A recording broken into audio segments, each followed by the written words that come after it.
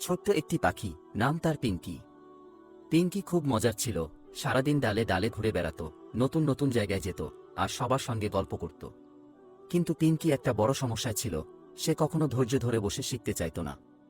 একদিন পিঙ্কি দেখতে পেল বনে আগুন লেগেছে। সব পশু পাখি ভয় পেয়ে পালাতে শুরু করল। পিঙ্কিও উঠতে চাইল, কিন্তু সে ভালো করে উঠতে শেখেনি, কারণ সে শিখতে কখনো মনোযোগ দেয়নি। তাই সে যেটুকু উঠতে পারত সেটুকুই দিয়ে চেষ্টা করল। অনেক কষ্ট করে সে এক জায়গায় গিয়ে নামল, কিন্তু আগুনের ধোঁয়া আর বাতাসের ঝাপটা তাকে বিপদে ফেলেছিল। পিঙ্কির এই বিপদ দেখে এক বয়স্ক পাখি এসে বলল, তুমি যদি আগে মনোযোগ দিয়ে উঠতে শিখতে, তাহলে আজ এত কষ্ট করতে হতো না। পিঙ্কি বুঝল, শেখার কোনো বিকল্প নেই, আর মজার সময়ের পাশাপাশি গুরুত্বপূর্ণ বিষয়গুলোও মনোযোগ দিয়ে শেখা উচিত। এই ঘটনার পর থেকে পিঙ্কি প্রতিদিন নতুন কিছু শেখার চেষ্টা করত, কারণ সে জানত যে শেখা জীবনে বেঁচে থাকার এক অপরিহার্য উপায়। মজা যেমন দরকারি, তেমনি শেখার গুরুত্বও আমাদের জীবনে অপরিসীম।